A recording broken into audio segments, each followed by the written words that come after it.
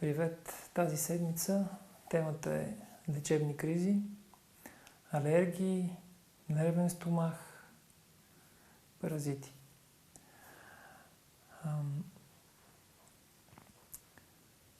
Принципно от начина на живот, било то въвежданата храна в тялото, въздуха, който дишаме, водата, която пием, с времето се натрупват определени елементи вътре в тялото. От химичен състав, физиологичен. Това са неща, които тялото не успява да обработи, да усвои и да отведе правилно извън тялото. И по този начин се получават едни наслоявания. Наслоявания вътрешни в тръвната система, наслоявания около органите, като пелени, наслоявания и по-скоро влизания в междуклетъчното пространство. Тялото расте навън, понякога тялото расте навътре. Тоест, стените на тръвната система се затлачват, задръстват. Съответно, там, където върви и тече кръвта, лимфата и други течности, съответно тече с голямо налягане, с съпротивление, което води до определени локални задръствания, където се получава специфична болка. Когато тялото влезе в състояние на някакъв вид отпускане, покой, сработване на топло-студено, или просто човек не е имал време да хапне, да яде храна по начина, по който я яде, 3 пъти на ден тежка и така нататък, или 5 пъти на ден, просто намали храната или пропусне няколко от храненията, тялото вижда шанс в това пространство да започне да прави своя отчаян опит да изведе отвъд организма тези съответно натрупани отпадъци. Антибиотици, които сме взимали, лекарства, хапчета и така нататък, през годините, те седят много дълго в тялото. То си има своите свойства да ги складира, да ги държи и да чака удобен шанс някой да му позволи да започне да ги отвежда. Това, което прави човек е, когато усети някакъв лек дискомфорт и дисбаланс, веднага да отиде и да блокира този дисбаланс и това неприятно състояние, неприятно усещане и прави го съответно с някакво хапче или някакъв антибиотик и така нататък. А всъщност това е знак и символ, че тялото е започнало да се опитва да направи своят опит да отведе тези вещества извън тялото. Когато отпадъците са от химически произход, т.е. антибиотици, някакви тези приемани с месото и с млечните разни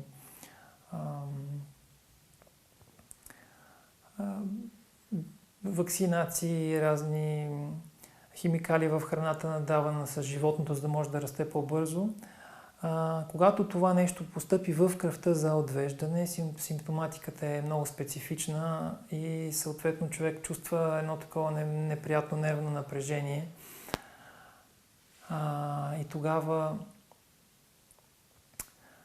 сработват съответно сърцебиенията, изпотяване, изтръпване на крайници, вдигане на температура. И това нещо веднага се тушира с постъпване на някакъв химичен елемент в тялото или с много тежко преяждане, примерно, или с по-тежка храна и така. Веднага лечебната криза прекъсва, защото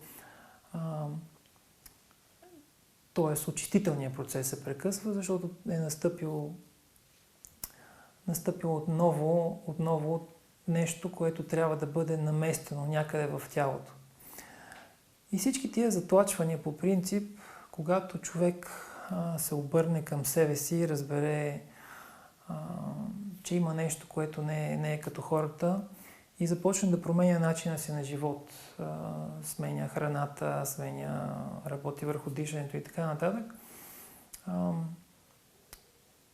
започне да консумира повече плодове, които има достатъчно глюкоза, с фибрите, зеленчуци, семена, ядки, бобови, така, премахне месата и млечните, получава един специфичен дискомфорт в стомаха и много често те го водят хората като нервен стомах. А всъщност това е един процес, който трае известен период от време, свързан е с дискомфорт, но той се опитва, понеже тялото е сменило начина на хранене и сменило е начина на постъпване на определени на различни храни, вече постъпват в стомашно-черния тракт. Жлезите и порите, които са пълни с слуз, започват тази глюкоза започва да разлага и разтваря в себе си тази слуз за отвеждането навън, извън тялото, и се получават и специфични подувания, и специфични болки. Усещането не е от най-приятните.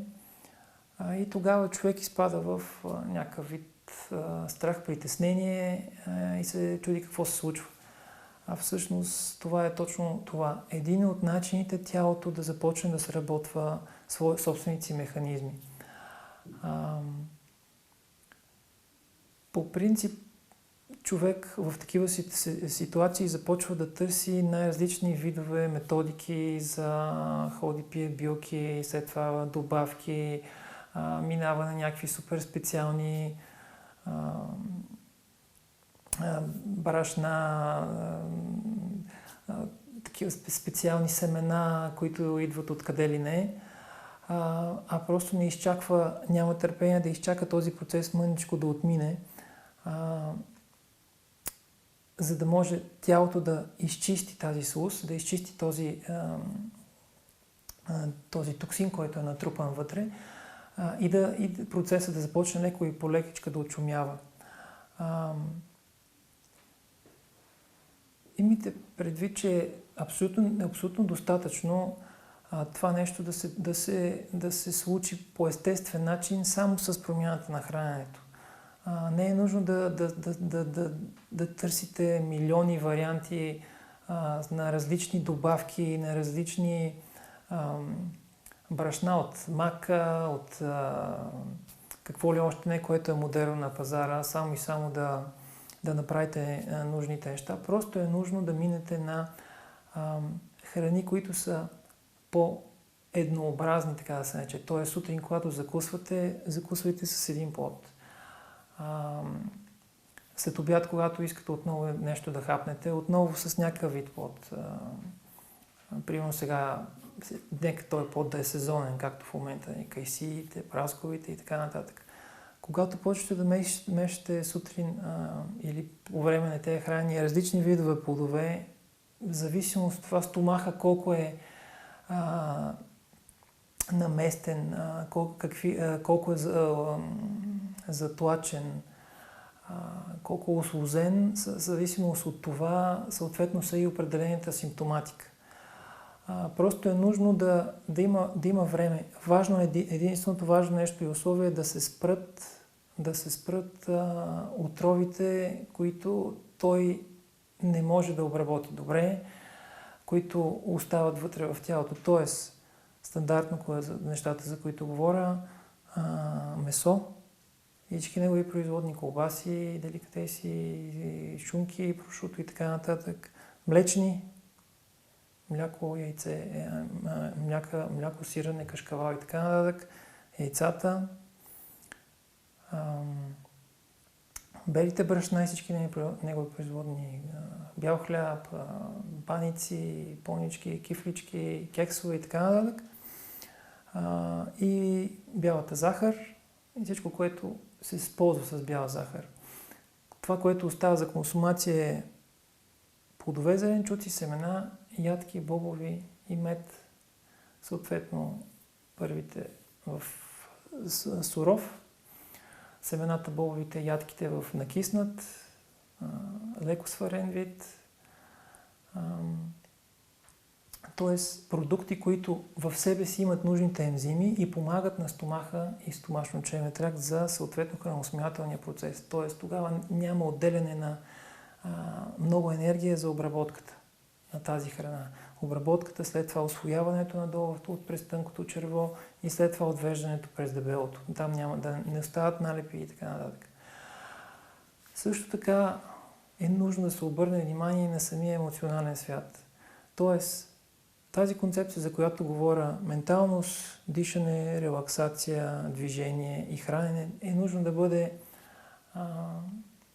да бъде подходено чрез всичките тия направления към процеса на очистване, за да може съответно да се случи нормалното и чисто отвеждане на всички тия неща извън тялото. И когато имате такъв дисбаланс, примерно спирате някакви неща и започвате новия начин на хранене и се получат някакви дисбаланс, дисхармония, бихте могли малко да вкарате първо от тези неща, новите, да са в готвен вид и след това да минете към по-суровия вид, за да бъде малко по-леко и по-свободно отвеждането и обработването и изчистването на стомаха и стомашно-чревния тракт.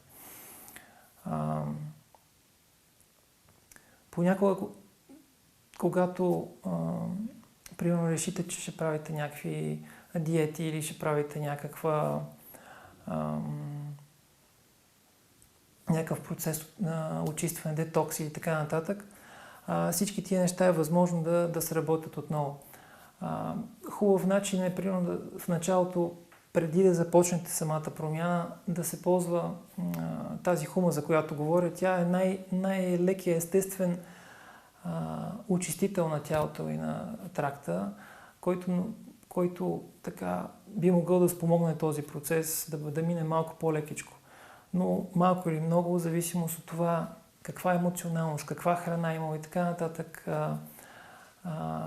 лечебна криза ще има и просто някак си трябва да намерите сили и способност да установите спокойствието и да може да минете през тази лечебна криза за определения период от време. Но със сигурност това ще е един процес. При всеки човек е различно. Няколко дни, максимум седмица. Общо взето чак до седмица, толкова дълго време не съм попадал на хора, които толкова много да чистят. Но говоря за първите симптоматики, когато има някакъв вид болка сработена по време на очистителния процес. И в цялата тая болка вече идва и леко и психическия дисбаланс и е важно и хубаво да успее човек да мине през този дискомфорт, ползвайки другите направления на менталността, дишането, релаксацията и гимнастиката.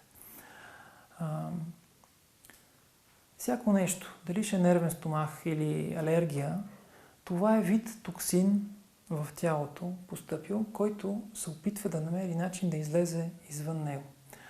При алергиите това, което се получава е нарушаване на лигавицата на червата и съответно стените на червата са нарушени, има някъде дупчици, пропускливост и когато върви този токсин за извеждане навън през дебелото черво, той просто постъпва в кръвопотока.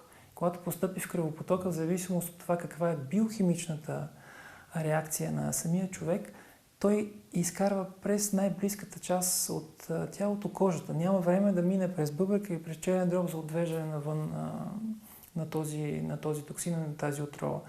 И затова повечето от алергиите са свързани с кожни обриви. Просто това е, помнете, някакъв вид отрова, може да е от месото, може да е от някакъв антибиотик, може да е от самата емоция човешка.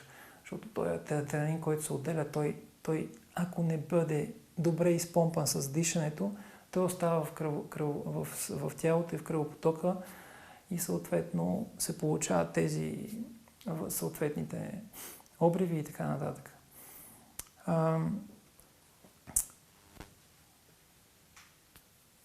Самата астма я водят към алергиите, но аз мисля, че астмата би могла много лесно да се пребори с чистата храна, с смяната на менталността и на отношението към живота, тази за която говоря в другите видеа, и с диафрагмалното дишане.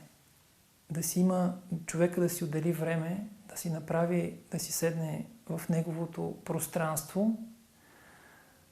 Той влиза в осамотение уединение, но не е сам. Той е след с всичко. Там да си влезе и там да си сработи дишането, да го усети, да го почувства такова каквото е, да отпусне тялото и ще види, че самата астма има нещо свързано и с менталното отношение към живота. Винаги някаква идея свива и стяга, някаква идея отделя. И тук вече се получава липсата на въздух и опита да се вземе, да се поеме. Затова обърнете внимание на нещата, за които говоря, за емоциите. Освобождаване на долната част на сфинктера, корема, диафрагмалното дишане. В моментите на такива пристъпи приложете точно тази практика на диафрагмалното дишане. И ще видите, че с някакъв определен период от време, зависимост от това, каква е менталността на човек, съответно и тялото ще влезе в определено. Ще започне леко по леко да забравя за тези пристъпи и за тези състояния. Обикновено се търсят много сложни неща. За мен това е да отпуснеш, да освободиш тракта, лекотата на тракта да я има с правилната храна, с правилната последователност, както съм обяснил. И като добавим и дишането, съответно всички тези неща и симптоматики ще изчезнат. Паразитите, от които всеки човек се притеснява и започват всякакви видове програми, антипаразитни и така нататък. И съответно оттам тръгват и с тия програми, съответно и стомаха малко му идва в повечко, постоянно да влизат най-различни съставки, чужди, странни и така нататък, с цел отвеждане и унищожаване. Винаги съм вярвал и знам, че тялото е доста интелигентна система. Тоест, ако ние се порежем, всеки един човек някога се е порязвал, това, което се случва е, че след един месец дори белега изчезва. Което значи, че тялото само сработва своята интелигентност и възстановява всичко това нещо там. Дори белега изчезва. Не човек казва, сега ще направиш тук, ще залепиш раната, после ще изложиш коричката, после ще падне коричката и така нататък. Нали така? Не човек се намесва в това, което прави тялото. Тялото просто само сработва изцелителни и регенеративен процес. Той просто регенерира нарушената тъкан. И сега се оказва, че ние постоянно му казваме от какво има нужда, какво трябва да прави, как трябва да го прави. Неговата интелигентност не е на ниво, нашата е най-голямата. И започваме да правим всякакви видове експерименти с него. И в тези експерименти се получават определени състояния, които влияят не само физически, но влияят и психически. И от тук насетне качеството им на живот съответно става.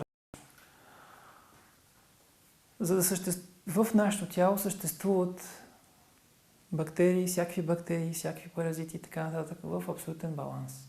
Когато ние се отнасяме към живота, към тялото, към абсолютно всичко с баланс, с мекота, с истинност, с състояние на приемане.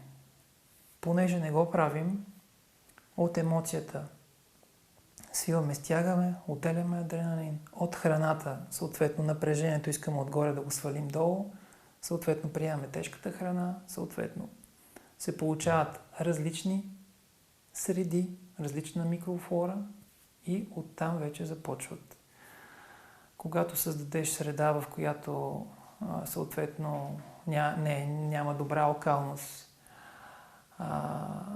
т.е. среда за организми, които чакат тази среда да я получи, те стават в повечко. Другите, които не могат да надмогнат и съответно тези започват да се развихрят, да се разиграват и съответно точно това се получава. Видимо и невидимо, външно-вътрешно, образуват тези паразити. Тоест, много е просто. Да, бихме могли да ползваме някакви хитрости на народната медицина, да направим някакъв вид детокс, да поосвободим малко нещата, но просто нужно е само да сменим средата, тези организми, които са болестотворни, които образуват недобри състояния в тялото, да си влязат в тяхния нормален ритъм и състояние. Дали ще е латентно, дали ще е в баланс с другите, няма значение. Ние просто трябва да създадем правилната среда. Тоест да си минем към леката храна, която лесно се обработва, усвоява и отвежда, да си набавим необходимото количество кислород, да видим за какво ни е отношението към живота, да постоянно ли сме напрегнати и стегнати, постоянно ли отделяме адреналин. Имайте предвид, че не можете само да разчитате само на храната. Необходимо е да се работи и върху менталността. И съответно ще видите как ще настъпи бавен е процеса, наистина. Понякога минава доста време. Може да се случи и година-две, докато не се напасни, не се балансира този процес. Бихме могли да ползваме някаква билка в началото, някаква хомеопатия и така нататък, за да подпомогне малко този процес, но не да разчитаме на него. И когато тялото започне да функционира правилно, когато втория мозък, стомашно-червеният тракт, започне да работи с чисти пори, с чисти жлези, съответно всичко останало ще се започне да се намества. И тази микрофлора ще започне правилните да си наместват процесите, неправилните да си влизат в латентното състояние и само когато са нужни да влизат в действие, в акция, защото и те са нужни за да разтворят, да разградат, за да могат лесно да се отведат някои от отпадъците. Относно тези паразити, просто съветвам, сменете им средата. Не им давайте възможност да живеят в тази среда, която сте им създали към момента. За да съществуват, там има среда. Дали е ментална, възможно е, примерно, да сте вегани, да сте суровояди, каквито и да било, и всеки други, но тук не сте ли веган и суровояд, и тук няма ли го благостта, мекотата, магнетизма и покоя, средата не сте сменили. Тя си остава онази, която ги поддържа тези неща. Когато се смени, и затова това, което правим и което аз препоръчвам, е да се смени комплексно всичко. И тогава имаме баланс, въздух, вода и всичко се намества. Просто средата се променя и съответно тези неща няма как да са в дисбаланс с другите. Всъщност, ядете ли месо? От време на време малко, основно да. Просто го махнете изцяло. Просто направете тест. Вижте. 4 месеца, 5, спрете го месото, спрете ги те млечни и така нататък. Обърнете внимание. Не дейте да... Другото нещо е фиксацията. Постоянната фиксация върху това какво да ям, как да го ям, кога да го ям. И това също напряга прекалено много тялото. Другото е, взели сте билки и сега почвате сутрин, топлата ли вода да пие, хумата ли да пие, билката ли да пие, едното след кое беше след кое и така нататък. Просто, ако ви идват повече нещата, махнете някои от нещата, просто започнете с едно. След това махнете го него, започнете с друго. Но не трябва да има напрежение, не трябва да има идеята, че онова го има там в тялото ви и вие постоянно се опитвате да се борите с него. Докато не влезете в състояние на покой, докато не се отпуснете и не позволите и на тялото да си свърши работата, няма да има резултат. Затова казвам менталност, но имайте преди това са тънките моменти, кукичките. Когато почнете да се фиксирате, Първо, че го има, което го установявате, и второ, борбата, идеята за борба. И трето, постоянното следене на часовника. След кое беше? Сега беше хумата, първо беше водата, после беше хумата, после беше билката, ама тази билка, той ми е дал в 11 часа една билка, в 11:30 втора, трета и пета и така нататък. И вие влизате в един друг омагьосан кръг. И отново ние нищо не променяте. Отново напрягате, стягате, свивате и пречите тялото да си свърши работата. Просто се опитайте да излезете от това състояние и махнете самата идея, че това нещо го има във вас и че стои. Просто отпуснете, доверете се на нещата и ги пуснете да се случват. Това беше от мен. Благодаря ви.